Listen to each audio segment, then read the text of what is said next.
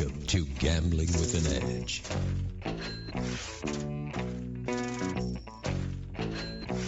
And now, here are Bob and Richard. Good afternoon. Welcome to Gambling with an Edge. I'm Bob Dancer. And I'm Richard Munchkin. Our guest today is Jimmy Jazz, a man who specializes in getting the most out of credit cards. Jimmy Jazz, welcome back to Gambling with an Edge. Thanks, Bob. Good to be here. You are actually the newest member on the gamblingwithanedge.com site, which in turn is hosted by the Las Vegas Advisor site.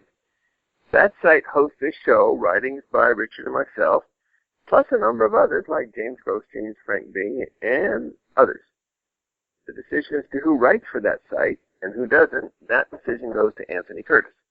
So, did Anthony invite you? Did you seduce Anthony? How did it all happen? Well, Anthony and I have traded emails over the years on a variety of topics, and we're actually trying to work out some business for his website. So I had gotten an email that listed an offer from Grimaldi's Pizza, and the offer was a $100 gift card for $50, which I thought was a pretty good deal. So I forwarded the message on to Anthony and said, this is something you might want to put in your newsletter. And he wrote back and said, why don't you join our group and put it on the blog? And I was a little surprised at that. I thought that was, what I do and what you guys do is a lot different. And I was a little surprised he asked me, but I accepted the offer and posted the Grimaldi's offer on the Gambling with an Edge blog site. And of course, being the first time I had done that, the Grimaldi's offer had a couple hiccups with it and took way longer to fulfill than it should have. But I think it's corrected now, and I will be a member of that group. Is that Grimaldi's offer still in effect? I haven't looked at it recently. No, it was a one-time deal. They celebrated their 50th store, so it was only on September 13th. But I would sign up for their email option, and you'll get a free pizza on your birthday, and there'll probably be some other goodies along the year. So I think it's definitely worthwhile to sign up for. I've never heard of Grimaldi's Pizza. Is this a chain in Las Vegas? It's actually national. They just opened their 50th store. They're in Las Vegas and California and Arizona, and they're actually opening one about 15 minutes from me here in the Detroit area. There's 6 or 7 in the Las Vegas area, and one for sure is at Palazzo upstairs. There's kind of a upstairs area that has some shops and restaurants. There's one in right. Yeah, sure, I know where that is. Yeah, pizza's good. I would highly recommend it. Well, you are right that you do something different than what we do, and I think your additions round out the site. Welcome to the Gambling with an Edge site. Thank you very much. Speaking of gamblingwithanedge.com, about a week ago, Richard posted an article about the lottery in North Carolina. The gist of the article that was in the Charlotte Observer was that several players have won more than the odds say they should have. Richard gave links to old Gambling with an Edge shows where we interviewed Mohan Srivastava on gaming the lottery. Then Richard kind of subtly hinted maybe that's what was going on here. There was another item in the article that caught my eye. In North Carolina, if you win a lottery, you can sell your winning ticket at a discount to somebody else. Why should you do this? If you owe back taxes or child support and win the lottery, the state takes that money out first.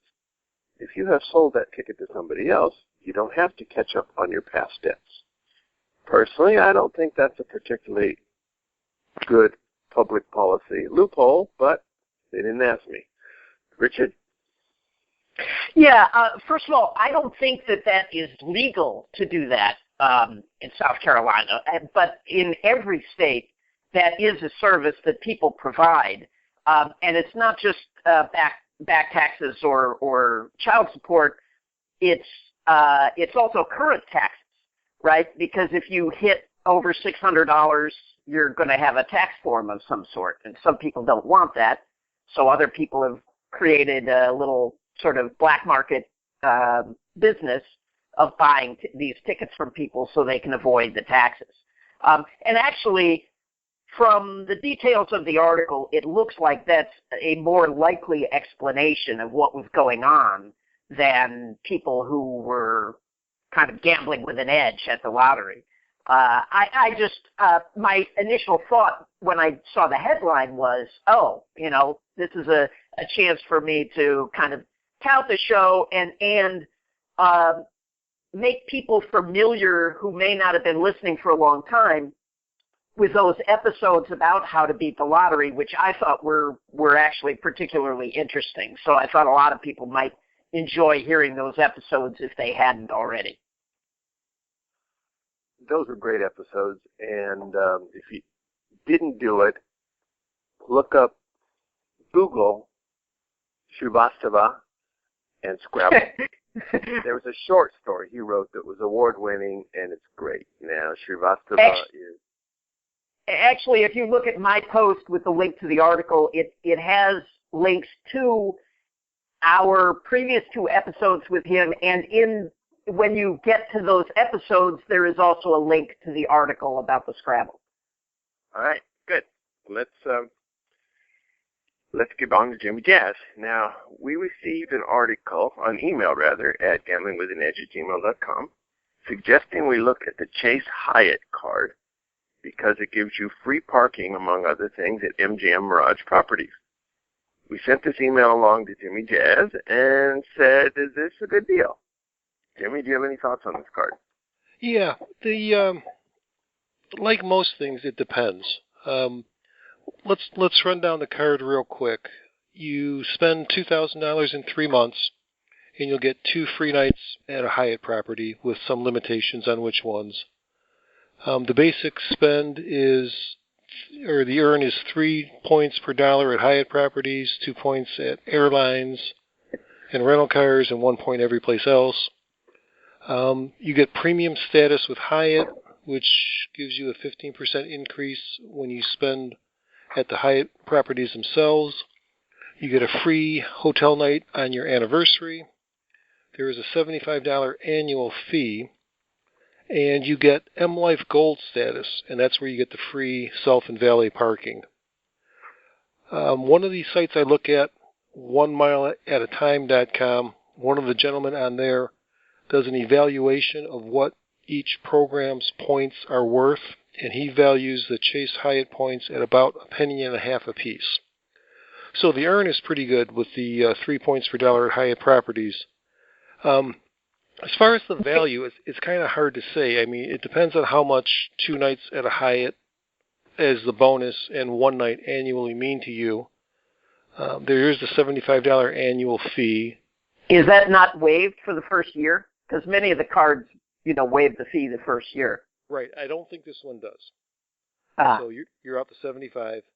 And the free parking, it seems to me you'd have to park at MGM properties an awful lot to make this worthwhile.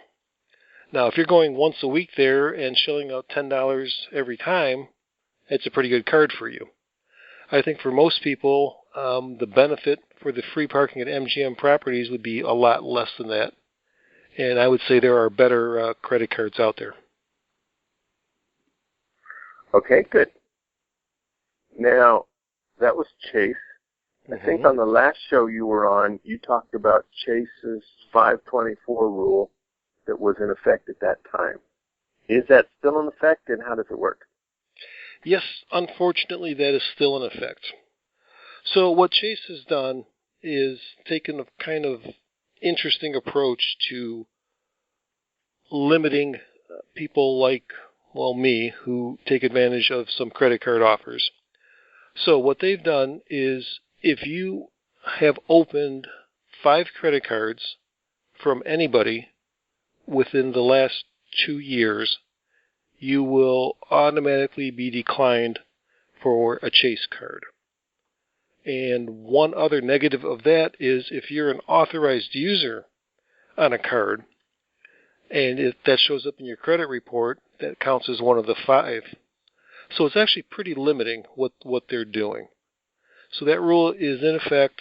It doesn't apply to Chase business cards and some of the lower value Chase personal cards. If you go to the website, they'll give you which ones apply and which ones don't, or one of the 1 mile at a time type sites will tell you all the details of that. But basically, the good credit cards from Chase, you're limited. So I've personally written off Chase for credit cards going forward. I've still got a couple of them. I'll hold on to them for a little while longer. But to me, that restriction is too limiting to make Chase worthwhile for me. Because you like to have more cards than that. Correct.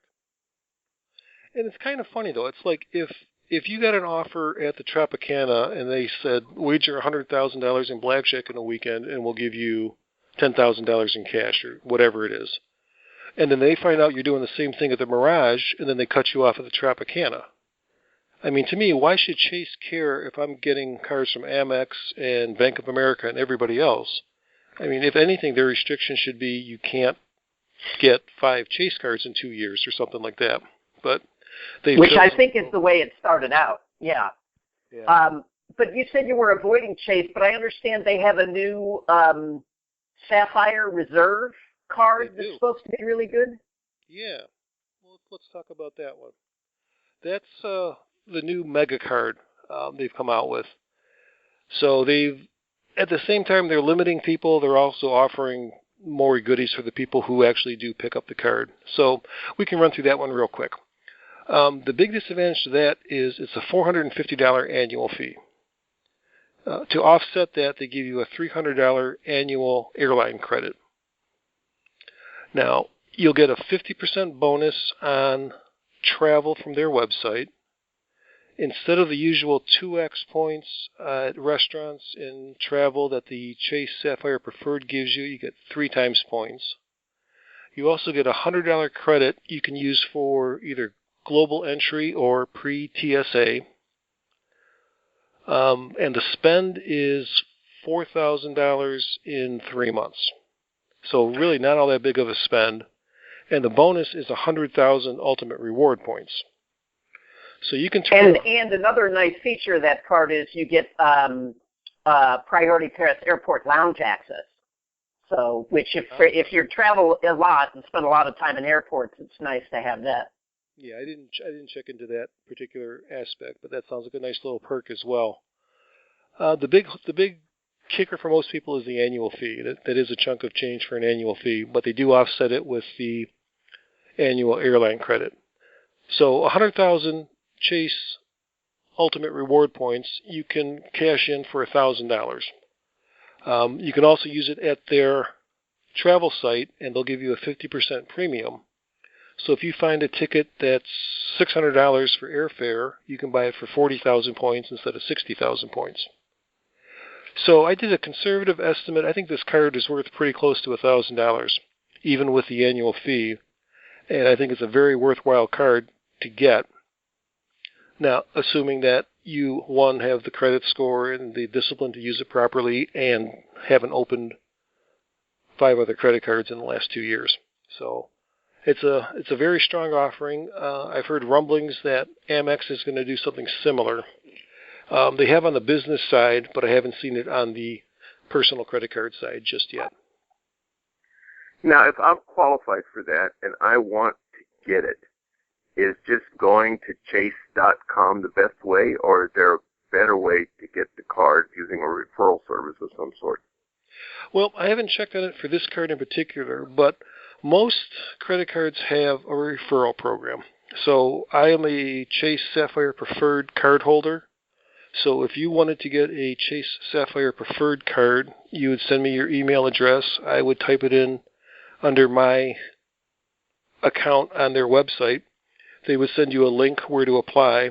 You would apply, and once you're approved, they would send me 10,000 ultimate reward points, which is worth $100, which I would be always happy to split with the recipient. So you would pay them $50? Sure. All right. For those people who don't know Jimmy Jazz from Adam, I've known him for a number of years, and if you went this way and had problems with it, I would be happy to wring his neck for you. So don't worry about that. Now, assuming they wanted to do that, how would they get in touch with you? I actually set up a separate email address just for that type of activity. And the email address is GWAE, Gambling with an Edge, _CC for credit card at AOL.com. So GWAE _CC at AOL.com. So that's an email address that goes to you, and then you'll get in touch with people and give them any information they wanted to know. Sure. And Good. I've got a bunch of Amex cards. I've got, like I said, a couple of Chase cards, and I also know enough people who also have this who would be willing to do it. So if somebody's going to get a card and get a bonus of $500, they might as well get a bonus of $550. So to me, it's just another little perk that the credit card companies are throwing out there that we should be taking advantage of. Now, the one interesting question, I don't know if I can refer you for the Chase Reserve card or not, because I don't own that, even though I'm a Chase card holder for other credit cards. I'm going to send them an email and see what they say about that one. I'm guessing it'll be no, but it's always worth it to ask. So, casinos, when they have advantage players who they think are gaming the system, have made all sorts of special rules to protect themselves. And sometimes it's by not very knowledgeable casino managers. The 524 rule at Chase strikes me in the same range. They know there's some advantage credit card people out there, and they're trying to put a stop to them, and they don't really know how, and like that. Is that a fair analogy?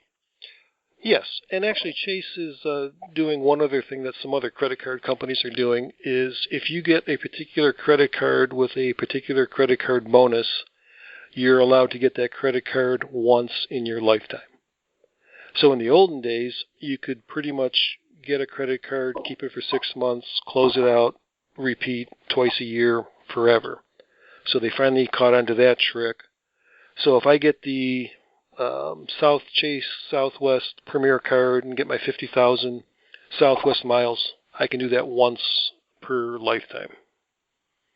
Let me ask, if I was going to get, let's say, this card, the Chase card, is it better for me to get it as a business card or as a personal card, or does it make a difference? You know, I don't do the business cards because I don't really have a business, and there's ways around that, but I've chosen not to go down that route, at least yet. I think in general, the business cards are a little more lucrative. The offers are better. And also, from what I've heard, the business cards on Chase don't count for this 524 rule. So that's probably the biggest advantage. Oh, yeah. And if you have a business, I mean, there are fantastic business cards out there all over the place. And I would say $500 bonus is probably the minimum you should even be looking at for a business card. There's just too many good offers out there. Can you name some of those for us? The American Express Platinum business, the Chase Sapphire business. Every company has a similar business card to their personal card. And in general, the spending requirements might be a little bit higher, but the benefits tend to be way higher. And what they're trying to really ring in is the bigger companies for their folks who are on expense accounts and, run wild with the spending anyway. So they're trying to get into that market and are willing to pay quite a bit to do so. The Amex Platinum business is probably the the one that comes to mind for, you need to do $15,000 spend in the first year, and you'll get 100,000 of their points, which is worth about $1,000.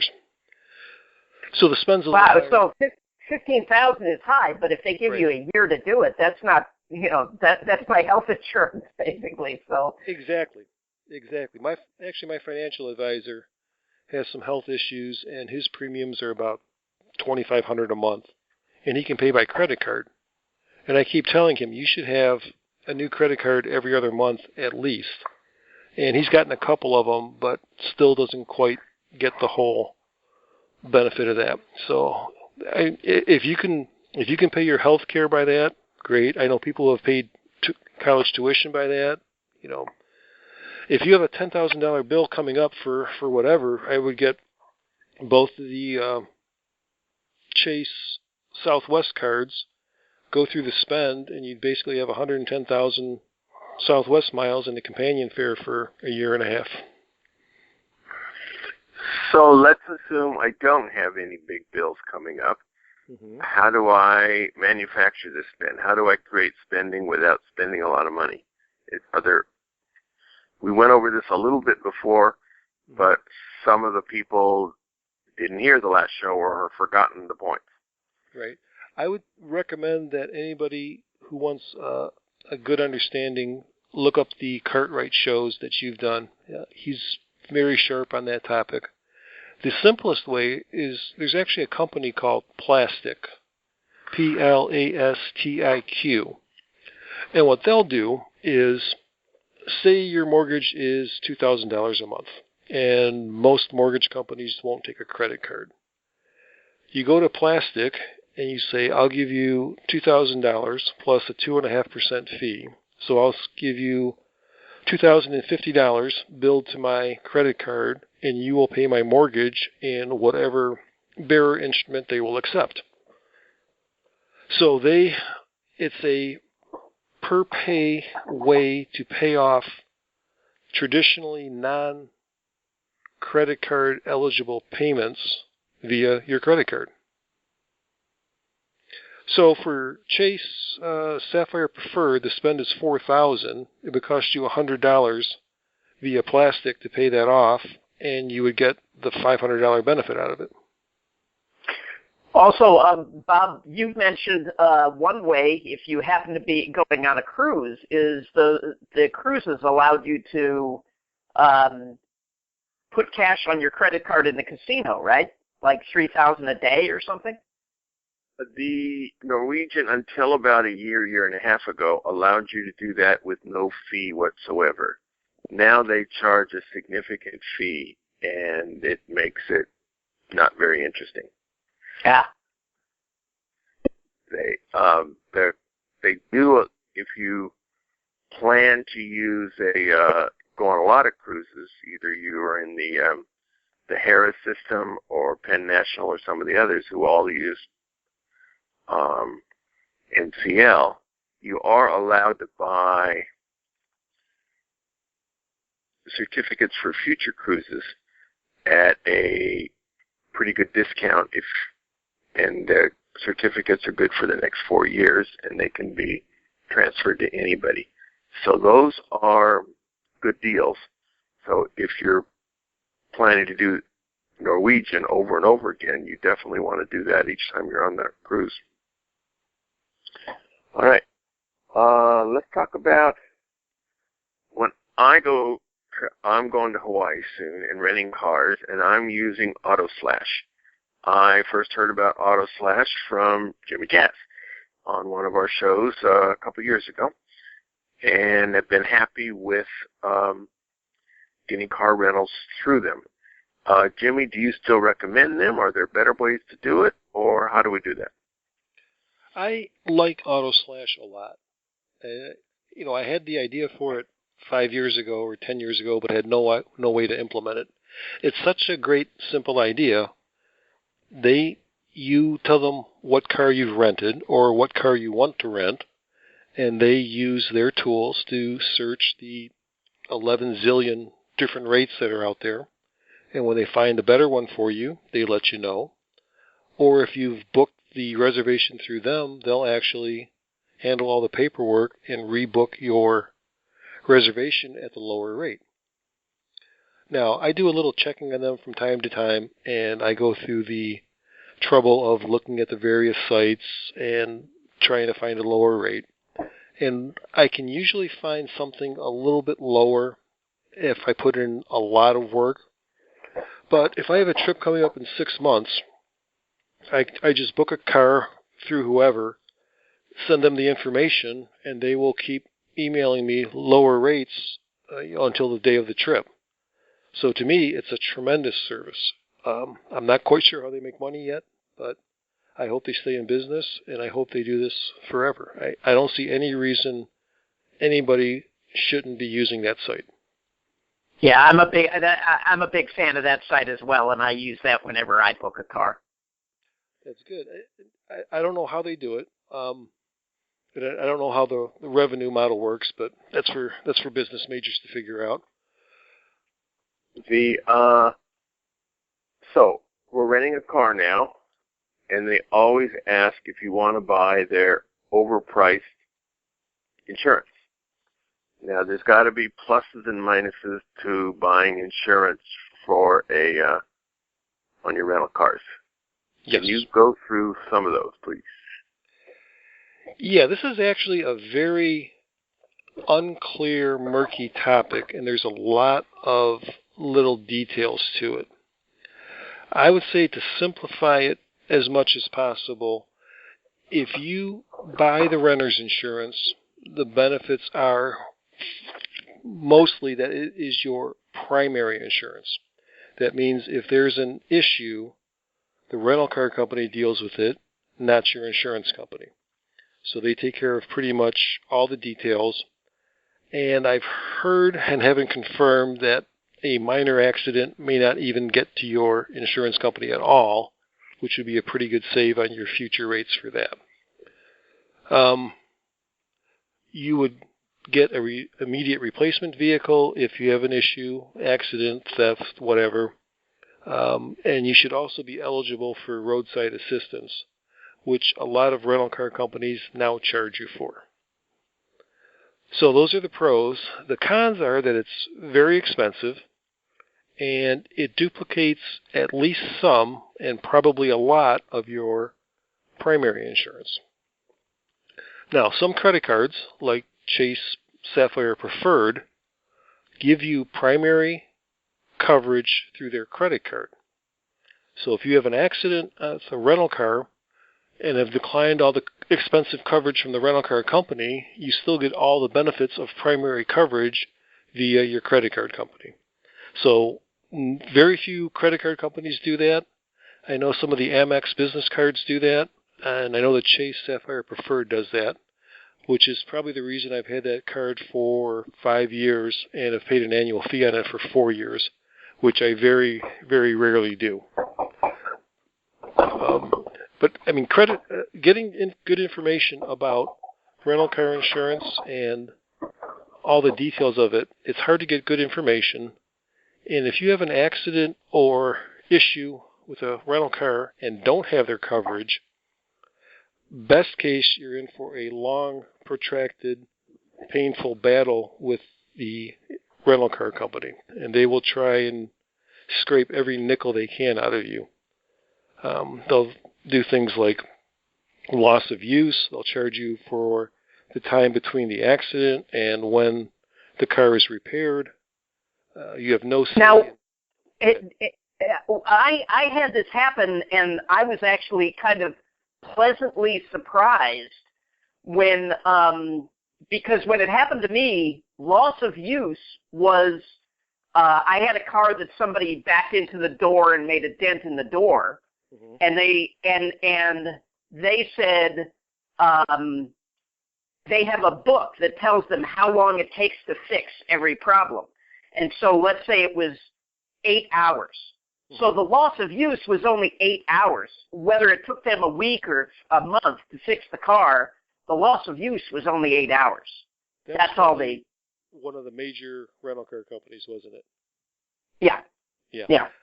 This is maybe a trick more for the smaller guys, but the way the laws are written, and they're very hard to get good information on, if XYZ rental car company says, yeah, that door was done, it took us 4 weeks to get the parts, so I'm going to bill you for 4 weeks at the rack rate of $79.95 a day. Then you have to go fight them to say that's ridiculous. Plus, well, I wouldn't have to fight them. My insurance company would, right? Because my auto insurance covers me when I rent a car. But they don't cover loss of use. At least mine. I see. So my company said, yeah, we covered. I had an issue with this about 10 years ago, and it's actually a long story, so I won't go through the whole thing. But they basically covered everything except loss of use, and I had to fight with the rental car company for probably 3 weeks to get that whittled down to something normal. Also, now, will that Chase card cover that? Yeah. Okay. I think, yeah. Also, this particular company said, well, seeing as how your car is no longer drivable, you're terminating your contract early, so we're going to charge you for that. And I didn't have time to fill the car up because it wouldn't run. So they said, well, that's $8.50 a gallon for the gas that wasn't in there. And they said that the real kicker was, they said, oh, by the way, we don't have any cars. You're screwed for the rest of your trip. Wow. So that was a very unpleasant introduction to this whole topic. Did you want to give a shout-out to such a wonderful organization who did that to you? Well, this was Alamo, and this was back in 2005, so it was a long time ago. In rental car companies, I don't think there is a good rental car company and a bad rental car company. I think there are good offices and good locations inside most rental car companies, and they all buy each other up anyway. So, I mean, Thrifty is part of Hertz now, and Alamo is National, and, you know, some of the big guys own some of the little discount places, so it's not fair to say, well, Alamo's bad because they screwed me on this deal. I think it's more a store-to-store type variation. Okay.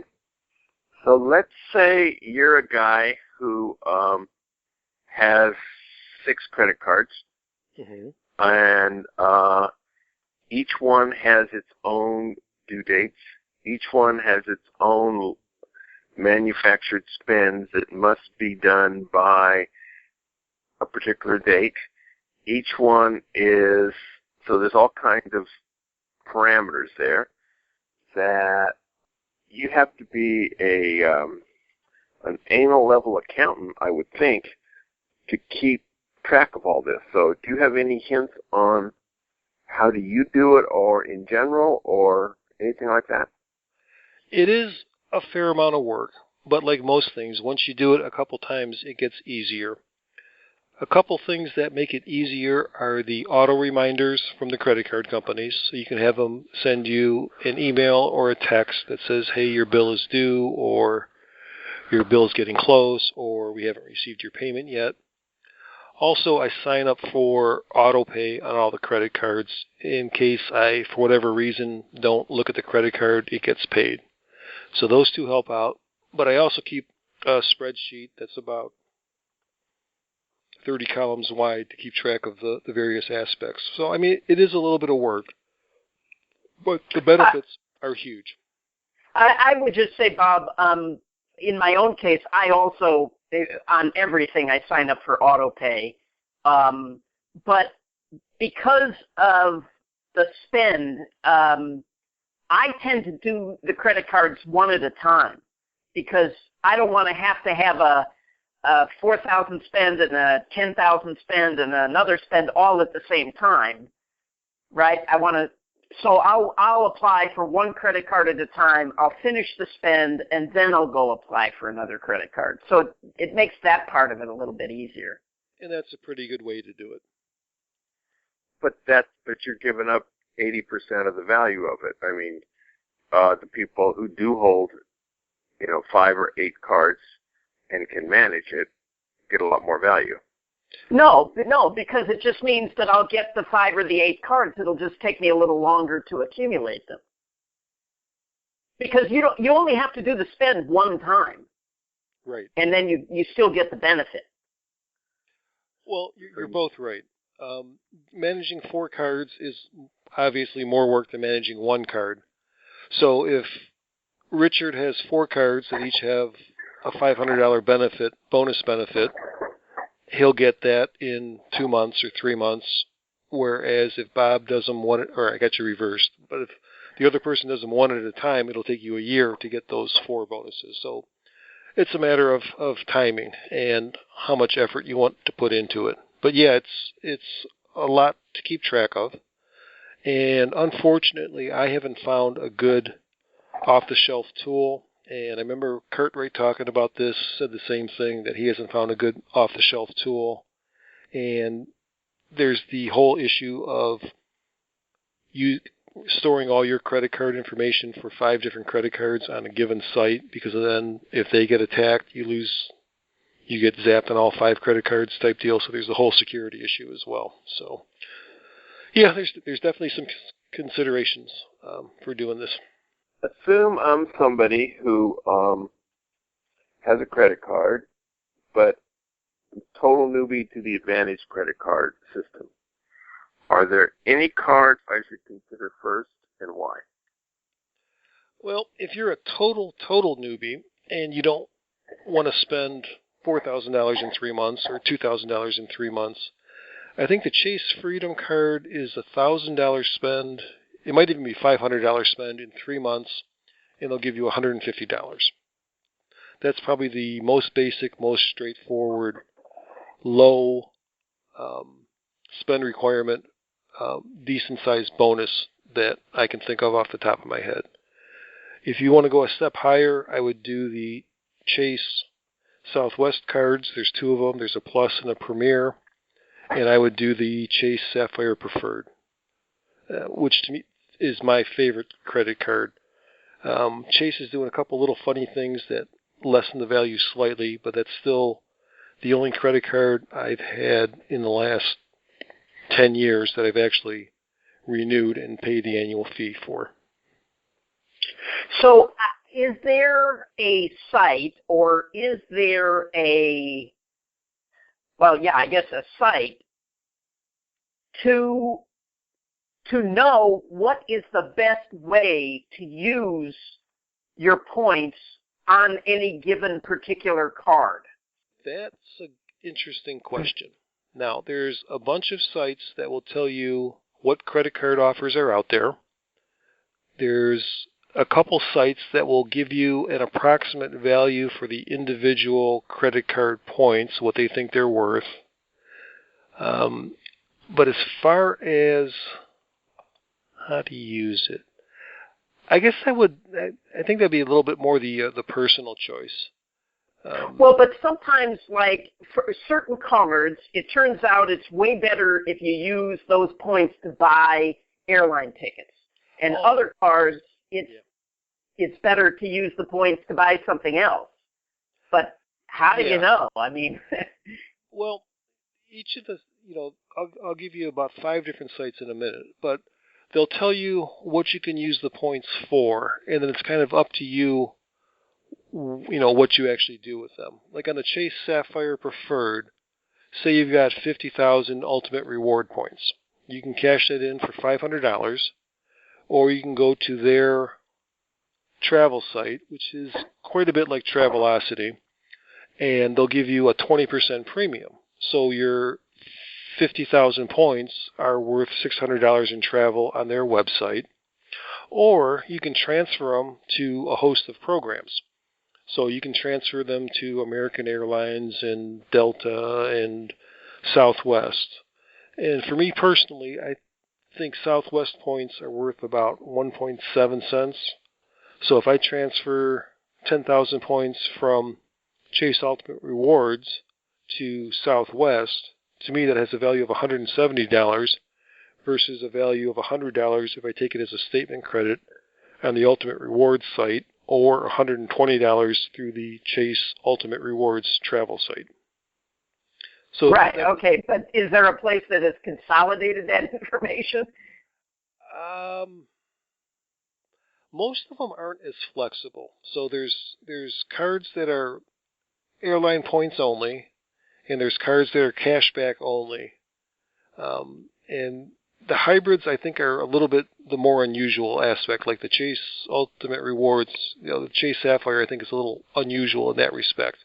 So if I get a Chase Southwest card, all I get is the 50,000 Southwest Rapid Reward miles. That's the only thing I can do with them. Now, you can take those and go to the Southwest site and then figure out what you can do with them from there. But it's a lot of options, so I don't think there's any one good place that would say, here's the best way to use your points. But let me give you a couple different websites. One is Million Mile Secrets, and that gives you a ton of information on credit cards and frequent flyer programs. Another one is Points Guy, and that gives you a lot of the same information. Flyer Talk goes over not only credit cards and frequent flyer miles, but which airlines are better, which one has the best business class, all kinds of little travel tricks. So it's more of a travel site with the points information tied into it. And another good site on the credit card side is a site called Credit Karma, Karma, and that will get you what your credit score is, how to improve it, how to track it, what makes it up.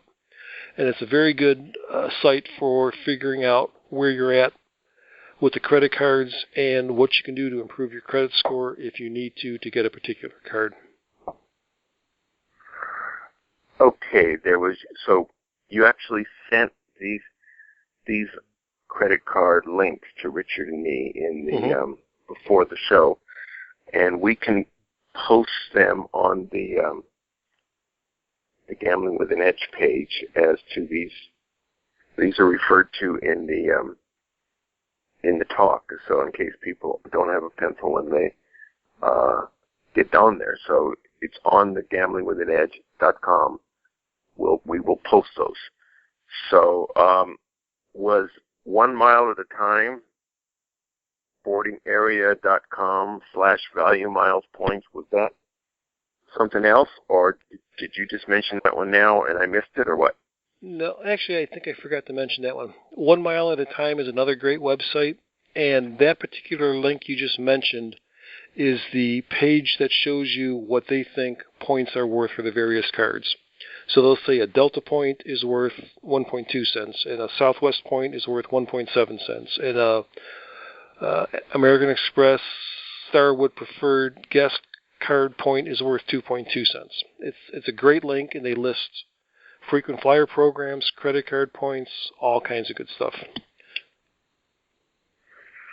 Now, if you have spend due at 3 different cards that all have to be spent in the next month or so, how do you determine which card to spend your money on?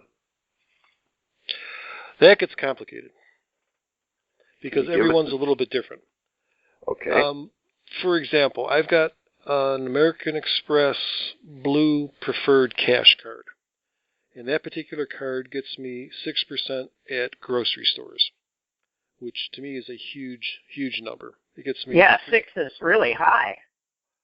And what's cool is the store by me, which happens to be Kroger, which I don't think there is in Las Vegas, in Nevada area, they do a gas program. So I buy gift cards and use my American Express Blue Cash card, and between the 6% I get from the credit card company, and during the rate promotion, the 14% I get from the gas program, I basically get a 20% discount on gift cards, which are pretty close to currency in a lot of situations. So that becomes a very, very good perk of that card. It's limited to $6,000 at the supermarkets a year. So you can max out at $360 on it, but it's a nice little perk. Yeah, it is. All right. We're going to take a brief break. We're going to talk to our sponsors. We have a few more questions for Jimmy Jazz after the break, And also we have a email question from one of our listeners that we're going to ask Richard. The South Point has more than 10,000 games returning more than 99%. This is more than anybody else has. There are 2 separate casino-wide progressives running at all time this month. The larger one begins at 10,000 and must hit by 25,000. All players playing with a club card are eligible to win. If you aren't the lucky one, but are playing at the time, you receive $25 in free play. The smaller progressive begins at 1,000 and must be hit before 2,500. It is scheduled to be hit 3 times a day throughout the month. On Halloween, Monday, October 31st, there will be 2 times points on all video poker and much bigger multipliers on slots. Trick or treat. The free video poker classes are finished for this semester. I hope to start them again in January. At videopoker.com is the best place to play lots of games. If you sign up for the gold membership, $8.95 a month or $79.95 a year, this allows you to get correction on most games. The game of the week is Super Triple Play Jackpots. Super Triple Play, without the jackpot word at the end, is a game where you pay 1 extra coin per line and you get much higher payouts for 4 of a kind, and sometimes a straight flush. Super Triple Play Jackpots includes a wheel poker feature for an extra coin per line bet. Therefore, this is 7 coins per line, which really means 21 coins because it's only found in triple play, where you get more for each quad, plus whenever you get a quad, you spin a wheel. The wheel averages about 400 credits per spin. I don't have the exact number, but it's around that, probably a little bit higher than that. To figure out the strategy, you add 400 coins to the value you get for each quad. So if you were playing double-double bonus, normally aces with a kicker get you 2,000 coins. In Super Triple Play, aces with a kicker get you 4,000 coins. In Super Triple Play Jackpots, aces with a kicker now is worth 4,400 coins. Adjusting the pay schedule this way, this allows you to calculate the appropriate strategy rather easily. Before we get back to Jimmy Jazz, we received a question sent to gamblingwithanedge@gmail.com. One of our listeners came across a home game in his area where the guy who ran the game wasn't very knowledgeable about blackjack. The player was allowed to spread whatever he wanted, up to $200, and the decks were dealt to the bottom. He wanted to exploit the game without losing his welcome. Any comments? Richard, how should you do this? Well, I mean, this is always the big question: is how do you extract the maximum amount of money out of a casino? And that is a big part of being a good player, is figuring that out. First of all, he doesn't say how many decks it is, but for example, if this was a single deck dealt all the way to the bottom, I would probably only spread 1 to 2, or maybe 1 to 3, just because if you spread from a nickel to 200, it's not going to take the guy long to figure out that something is going on, because no normal gambler bets that way. So I would, one option would be to basically just sit out and watch your buddies play and pretend to drink, and then every once in a while throw a hand in. Whenever you have positive counts, you just jump in. So you're basically flat betting. You're either betting 200 or you're not betting at all. As I say, if it was a single deck, maybe you just spread 1 to 2. That's plenty big spread to a single deck for a single deck down to the bottom. So it just really depends on the condition and what you think you can get away with. You know, because if you start winning every week, it's just not going to last. Eventually, he's going to start figuring out that he's losing money, and he'll take countermeasures. So, I think the only real advice I can give you is don't get super greedy with your spread. Try to look more like a normal gambler. now I think he did mention it was a single deck, but 6 to 5. So it's 6 to 5. Yeah. Oh. I think you need more than 1 to 2. Yeah, you're going to need a lot more than 1 to 2. Yeah, I would probably try to just, wong the game and only make bets when I had an advantage, because otherwise you're going to have a massive spread. All right. That's kind of interesting that he'll offer those very liberal rules and then give you a 6 to 5 on blackjack. That's just kind of interesting. Well, unless he just went to the casino and pretty much copied what they did and didn't really realize what the penetration mattered. If you don't know that penetration matters and the casino has 6 to 5 games, well, why not copy? Well, or he's smart enough to know that 6 to 5, he doesn't have to worry about it unless somebody has a really huge spread, and it's going to be obvious as soon as the guy starts spreading that he has a card counter, and he'll just bar the guy. So, I mean, if the guy is sharp, you're not going to last any length of time anyway, because he's just going to pick you off immediately. It doesn't sound like he's a real dummy if he's dealing a 6 to 5 game. Okay.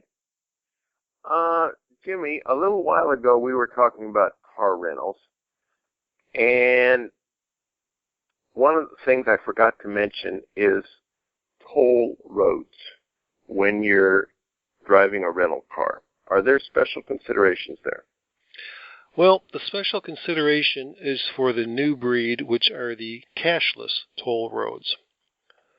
So what's becoming more and more popular is toll roads, but there's no place to pay at point of sale.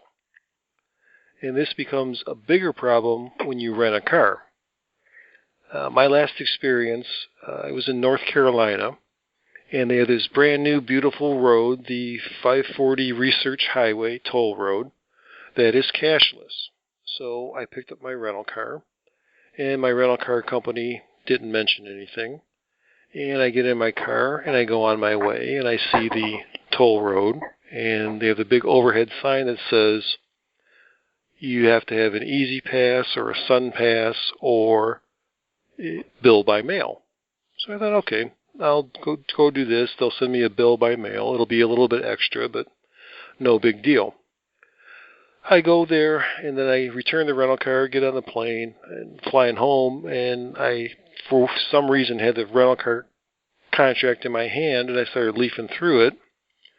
And item number 15 on the back of the rental car agreement, in the usual number 6 font, says, oh, by the way, if you go through cashless toll roads and don't have an Easy Pass transponder and don't purchase our toll road package, we will bill you $15 per toll road per occurrence, up to a $90 maximum. So that kind of bothered me, and sure enough, 3 weeks later in the mail, I get a bill that says you owe us $96 for toll roads, 6 of which was the actual toll cost, and 6 times 15, or 90, was the administrative fee. Now, this particular toll road is actually a straight shot for about 6 miles, but it's 3 separate toll zones. So they billed me $15 per occurrence each way. Wow. Yeah, so I yelled at that, and we fought back and forth for a while, and their initial offer was, they said, tell you what, because we're nice people, we'll let you retroactively buy our toll package, and that will run you for the 5 days $76. So their toll package costs you roughly, $14 a day? $14 or $15 a day. And the kicker is, on the days you don't go through a toll road, you still pay the toll package fee. So there's no place to pay it at the site. The rental car company doesn't give you any information, and then they just charge you this ridiculous fee. And they've actually hired third-party companies to do the collection for them. So we went back and forth and fought a lot, and I got the actual rental car company involved, and they finally said, we will waive the ridiculous $90 fee, and you owe us $6 for the toll road. But the kicker is, I mean, unless you're going to buy a Sun Pass or Easy Pass, you have to buy the transponder, which I think is like $20, and then load it with whatever you think you're going to use for toll roads, and then go through those, and then when you're done, you've got a transponder you might not use again ever, and you might have unused credits on the transponder that you paid for. So it's really kind of like currency is illegal in the U.S. type deal. I mean, to me, it's ridiculous that the states get away with putting up a toll road like that and kind of turn the other cheek or turn the other eye for the rental car companies. And the rental car companies are probably saying, holy cow, this is even better than the insurance gouge we do. So this is great. I mean, it's like bread from heaven for them. So if there are cashless toll roads where you travel and you have a rental car, be very, very careful. I've actually never come across this. I've never heard of a cashless toll road. How do we find out where they exist? Any idea? Yeah, you can actually go to the state, and it's state by state too. So I don't think there's any national registry. But if you go to, in my case, I was in North Carolina. So if I go to the North Carolina website, I'm pretty sure there's a link to the toll roads, or you do a search for cashless toll roads in the state you're in. Now, there's been a lot of obvious unhappiness among rental car customers, and Fox, which is one of those low-budget, nickel and dime you for every little fee places, is actually involved in a class action lawsuit over this, because what they were doing was not telling anybody and slipping in this $50 administrative fee for if you used a toll road, and they're actually in court now. I don't think the case has been resolved yet. So it's another way where, you know, a rental car company can make a significant amount of money for not a whole lot of work. So they don't feel the need to inform you of what they're doing and let you fight about it afterwards. I'm assuming at the rental car counter, if you ask them, are there any payless or cashless toll roads in this area, they would not be obliged to be knowledgeable about that or to share the correct information. Well, if I did a little research on the particular rental car company I used, and their site says they're supposed to inform you when you rent the car, or there should be a little sign at the rental car counter that says this is the deal. But none of that happens. So, and it's not just, I mean, I was with Thrifty this particular time, but it's not just Thrifty. I've seen the same sort of thing happen with Hertz and Avis and National and everybody else. So it's a big problem to where you're basically imposing a fee, and without the consumer doing a whole lot of research and being very knowledgeable about what's going on, is going to get stuck for a very high fee for the toll roads. I mean, they were almost the cost of the rental car if they would have billed me the full amount, and I would have had to pay the full amount. Wow. Yeah, so if you're on your gambling travels, do a little research beforehand and avoid a $100 surprise in the mail. Well, that's cheaper than the police taking your money away when they stop you. So that is true. Are most of these toll roads easily bypassable? In other words, there are at least reasonable alternatives to the toll roads. It might take you longer, but you avoid that possibility. Yeah, I mean, in this case in North Carolina, it was absolutely avoidable. But like most things, you're rushing from the airport, you got to get to where you're going. You've got the Google map in front of you, and it says go this way, so I went that way. Yeah, you know. By the way, my Navigator does have an option that says avoid toll roads. So, you know, a lot of them you can do that. Yeah, I didn't really think about that beforehand. I was rushing for a golf trip, and, that was the last thing on my mind. I've also heard stories of people who have had their own transponder. I think Easy Pass is one, and SunPass, I think, is another big company, who have had their own transponder, so that's supposed to take care of the whole thing, and have still gotten billed by the rental car companies that says you were on this toll road and our transponder went off, which means you still owe us money. So the system isn't bug-proof, and there's issues with that. There's been people who have been in one state and been billed for tolls in another state when they've never been there. I mean, there's all kinds of problems with it. But it's where they grab your money because they have your credit card on file from your rental car, and they just bill your credit card. They'll say, if you want to fight us, go ahead, and we'll see what happens. Fortunately, it was an absolutely horrible rental car experience from a lot of other viewpoints, and I had the sympathy of the lady at the rental car company, so she kind of fought the third-party billing company for the toll roads and got those taken care of. Very good. Jimmy Jazz, this is wonderful. We have to have you on the show again. You're a wealth of information. Welcome to the show. Welcome to our website. Yeah. Thank you very much for being here. Any time on the show, Bob. Very good. Thank you, Jimmy Jazz. Thank you, Richard. Go out and hit lots of royal flushes, everybody. Good day.